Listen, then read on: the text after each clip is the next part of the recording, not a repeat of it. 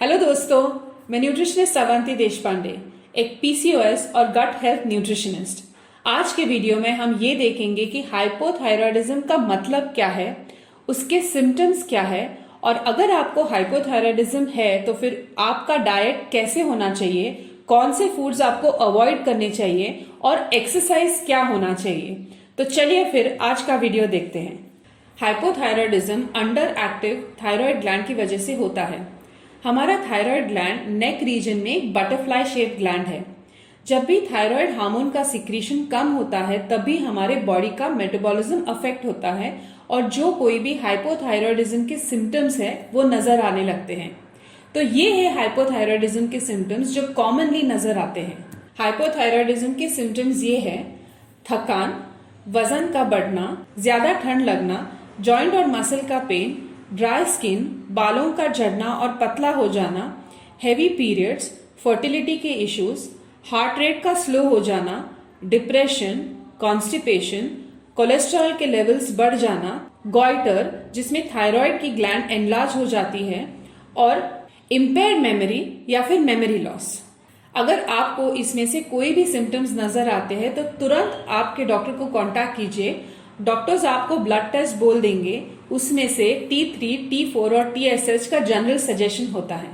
तो चलिए फिर देखते हैं हाइपोथायरायडिज्म को मैनेज करने के लिए आपका डाइट कैसे होना चाहिए।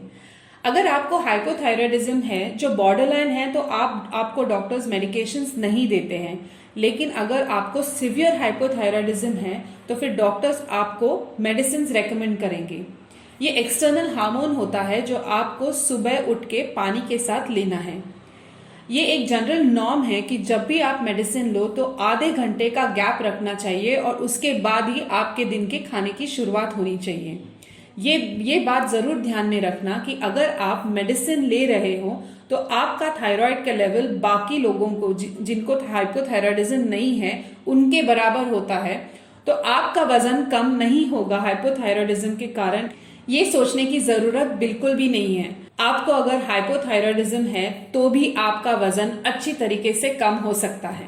हाइपोथायरायडिज्म को डाइट के साथ मैनेज करने के लिए हमारे पास खास 90 डेज थायराइड रिवर्सल प्रोग्राम है। उसमें हम लोग क्या क्या इंक्लूड करते हैं उसके कोई स्ट्रैटेजीज मैं आज आपके साथ शेयर करने वाली हूँ। पहली स्ट्रैटेजी है, हाइपोथायरायडिज्म इन्फ्लेमेशन की वजह से होती है। मतलब अगर कोई आप फूड इंग्रेडिएंट खा ले जो हमारे बॉडी को सूट नहीं करता है तो हमारा इम्यून रिस्पॉन्स बढ़ जाता है और फिर उस चीज की एलर्जी हमारे बॉडी में दिख जाती है, उसको बोलते हैं इन्फ्लेमेशन। तो कई ऐसे फूड इंग्रेडिएंट्स है या फिर एनवायरमेंटल चेंजेस है जिसकी वजह से हमारे बॉडी का इन्फ्लेमेशन बढ़ता है और हाइपोथायरायडिज्म नजर आता है। Point to be added to anti inflammatory diet. तो अगर आपको हाइपोथायरायडिज्म मैनेज करना है तो फिर पहली स्ट्रैटेजी है एंटी इन्फ्लेमेटरी डाइट फॉलो करना। बात बहुत आसान है। आपको आपके डाइट में फ्रूट्स और वेजिटेबल्स का प्रमाण बढ़ाना है। फ्रूट्स और वेजिटेबल्स जैसे कि रेड और येलो कलर्ड फ्रूट्स है, वेजिटेबल्स है, पाइनएप्पल है, पपाया है, मैंगो है, लेमन है, स्वीट लाइम है या फिर ग्रीन लीफी वेजिटेबल्स है, उनका सेवन आपको डाइट में बढ़ाना है। स्पिनच आपको थोड़ा सा अवॉइड करना है, वो क्यों मैं आपको बाद में बताने वाली हूँ, लेकिन बाकी के लीफी वेजिटेबल्स आप जरूर इंक्लूड कर सकते हो डाइट में। फ्रूट्स और वेजिटेबल्स में फाइबर होता है जिससे इन्फ्लेमेशन कम होता है और उसी के साथ में एंटीऑक्सीडेंट्स रहते हैं, विटामिन ई, विटामिन ए और विटामिन सी के तौर पे। तो अगर आप 5 servings of fruits and vegetables दिन में ले तो आपका इन्फ्लेमेशन कई मात्रा में कम हो जाएगा। दूसरी बात है इन्फ्लेमेशन कम करने के लिए, वो है including probiotic foods in your diet. Probiotic का मतलब है हमारे इंटेस्टाइन में बहुत सारे ऐसे गुड बैक्टीरिया है जो हमारे हाइपोथायरायडिज्म को कंट्रोल करने में मदद करते हैं क्योंकि इन्फ्लेमेशन कम करते हैं। तो अगर ये माइक्रो ऑर्गेनिजम्स का लोड बढ़ाना है तो फिर उनको अच्छा खासा खाना देना बहुत जरूरी होता है। ये हमको प्रोबायोटिक फूड से मिल जाता है। तो नॉर्मल डाइट में प्रोबायोटिक फूड आसानी से आपको बटर मिल्क या फिर कर्ड्स से मिल जाएगा। और जो मैंने पहले आपको बोला फ्रूट्स एंड वेजिटेबल्स को इंक्लूड करना, उससे भी आपको फाइबर मिल जाएगा जो कि है प्रोबायोटिक फूड आपके माइक्रो ऑर्गेनिजम्स के लिए। तो अगर माइक्रो ऑर्गेनिजम्स का लोड बढ़ेगा तो आपका इन्फ्लेमेशन कम हो जाएगा और आपकी थायराइड की कंडीशन, हाइपोथायरॉयडिज्म की कंडीशन रिवर्स होना शुरू हो जाएंगे। इन्फ्लेमेशन कम करने के लिए तीसरा सबसे महत्वपूर्ण इंग्रेडिएंट है कि आप ओमेगा 3 रिच फूड्स आपके डाइट में इंक्लूड कर लें। ये आपको फ्लैक्स सीड से, पंपकिन सीड से, फिश से, इन चीजों से मिल जाएंगे। तो आपको इनका सेवन आपके डाइट में बढ़ाना है। आलमंड्स और वॉलनट्स से भी आपको ओमेगा 3 फैटी एसिड्स मिल जाएंगे। इसी के साथ साथ अगर आप हाई फैट फूड्स या फिर जंक फूड्स का सेवन ज्यादा करते हो तो तुरंत इसको बंद कर देना, क्योंकि उससे इन्फ्लेमेशन बढ़ता है। हमारा एक प्रोडक्ट है सत्व ऑयल, जिसमें पीनट ऑयल और सैफलर ऑयल का कॉम्बिनेशन है, जिससे आपके बॉडी का इन्फ्लेमेशन कम हो जाएगा। हमारे सभी क्लाइंट्स ये ऑयल यूज करते हैं और उनको इन्फ्लेमेशन या फिर हाइपोथायरॉयडिज्म को मैनेज करने के लिए काफी मदद हुई है। हाइपोथायरॉयडिज्म की वजह से काफी लोगों में वेट गेन नजर आता है, तो ये जरूरी है कि आप एंटी इन्फ्लेमेटरी डाइट के साथ साथ लाइफस्टाइल चेंजेस भी कर लें। इसका मतलब बहुत आसान है, आपको एक्टिव रहना है। 20 मिनट्स ऑफ एक्सरसाइज, जिसके बारे में मैं थोड़ी देर के बाद बात करूंगी, वो आपको एवरीडे करना ही है। कौन से एक्सरसाइजेस करने हैं वो थोड़ी देर के बाद देखेंगे। इसके साथ साथ आपको थोड़ा कैलोरी डाइट में कम करना है।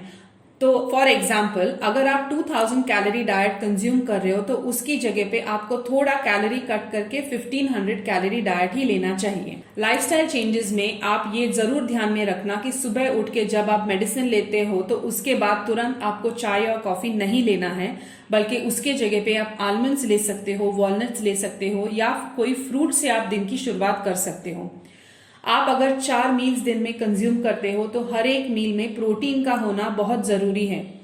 एग्जाम्पल के तौर पे, अगर आप ब्रेकफास्ट खा रहे हो तो वहां पे आप एग्स ले सकते हो, मिल्क ले सकते हो, दही या फिर पनीर ले सकते हो, नॉर्मल पोहे उपमा के साथ में या फिर पराठा के साथ में। अगर आप लंच कर रहे हो तो दाल और बटर मिल्क का लेना बहुत जरूरी है सैलेड्स के साथ में। उसके बाद आप रोटी और चावल यूज कर सकते हो। स्नैक टाइम में आप कोई स्प्राउट्स का चाट बना के ले सकते हो या फिर नट बटर का सैंडविच बना के भी खा सकते हो। और डिनर आपका सबसे हल्का होना चाहिए, जिसमें कार्ब्स कम हो, मतलब रोटी और चावल कम होनी चाहिए, और प्रोटीन्स जो मैंने अभी उदाहरण दिए वो ज्यादा होने चाहिए, और फाइबर जैसे कि फल और कच्ची सब्जी है वो सबसे अधिक होने चाहिए। हमारे चैनल पे हेल्थ और फिटनेस से रिलेटेड बाकी और भी कई वीडियोस है, इसीलिए आप हमारे चैनल को सब्सक्राइब कर लीजिए ताकि आपको अलर्ट्स मिलते रहें। अभी देखते हैं कि कौन से फूड्स ऐसे हैं जो आपको डाइट में बिल्कुल अवॉइड करने हैं अगर आपको हाइपोथायरॉयडिज्म है तो। गॉइट्रोजेंस ऐसे कैटेगरी ऑफ फूड्स है जिससे थायराइड हार्मोन का फंक्शनिंग अफेक्ट होता है। लेकिन ये देखा जाए तो गॉइट्रोजेंस सिर्फ हिली एरिया में, मतलब जहां पे पहाड़ ज्यादा है वहां पे उनका जनरेशन सबसे अधिक होता है। तो आप अगर हिली एरियाज में रहते हो तो आपको ये स्पेसिफिक फूड जरूर अवॉइड करने चाहिए, जैसे कि कॉलीफ्लावर है, कैबेज है, सोया के प्रोडक्ट्स है, स्पिनिच मतलब हमारे पालक जो है, ये फूड्स आपको डाइट में थोड़े कम लेने चाहिए। लेकिन ये भी देखा गया है कि ये अगर आप रॉ कंज्यूम कर ले तो ये ज्यादा अफेक्ट करते हैं, लेकिन आप अगर इसकी सब्जी बना के ले ले या पूरी तरीके से पका के ले ले तो गॉइट्रोजेंस थोड़ी मात्रा में कम हो जाते हैं। और कभी कभार हफ्ते में 1 या 2 बार आप ये फूड्स आपके डाइट में जरूर इंक्लूड कर सकते हो। हाइपोथायरॉयडिज्म में एक्सरसाइज बहुत इंपॉर्टेंट है, क्योंकि ये थायराइड हार्मोन का स्टिमुलेशन बढ़ाते हैं और अक्सर रिवर्सल के टाइम ये काफी मदद कर जाता है। तो एक्सरसाइजेस कैसे होने चाहिए ये देखते हैं। Active exercises every day 20 minutes आपको बिल्कुल करने हैं। इसके अलावा आपने एक्सरसाइज बढ़ा दिया तो आपको रिजल्ट ज्यादा जल्दी नजर आएंगे। एक्सरसाइजेस में आप walking, running, step climbing, skipping, surya namaskar या फिर जिम एक्टिविटी भी कर सकते हो। कोई भी एक्सरसाइज में कंसिस्टेंसी होना बहुत जरूरी है। इसके साथ साथ योग में ये देखा गया है कि अगर आप योगा के एक्सरसाइजेस ज्यादा कर ले तो फिर आपका हाइपोथायरॉयडिज्म का कंट्रोल या फिर थायराइड हार्मोन के सिक्रीशंस और ज्यादा बढ़ते हैं। तो फिर ऐसे कौन से योगा के पोजेस है जो आपको हाइपोथायरॉयडिज्म में मदद करेंगे, ये अभी देखते हैं। योगा के जो एक्सरसाइजेस आप हाइपोथायरॉयडिज्म के लिए कर सकते हो वो है inverted pose, shoulder pose, camel pose, bridge pose, plough pose, fish pose बो पोज और कोबरा पोज।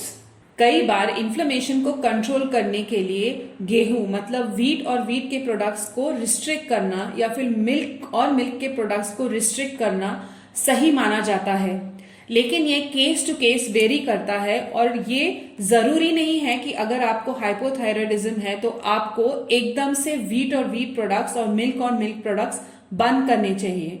इसीलिए आपके डाइट का एनालिसिस करना बहुत जरूरी है और उसी के बाद आपको पर्सनलाइज्ड डाइट देना भी इम्पोर्टेंट है।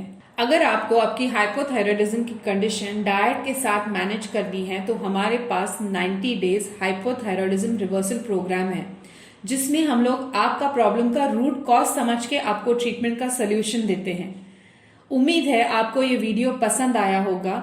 आपके जो कोई भी कमेंट्स है वो हमें लिख के जरूर भेजिए, हर एक कमेंट को हम आंसर करेंगे। आपको अगर कोई और जानकारी चाहिए तो हमारे वेबसाइट पे जरूर विजिट कीजिए या फिर जो दिया गया नंबर है उस पे हमको कांटेक्ट कीजिए। Stay safe, stay healthy. Thank you so much.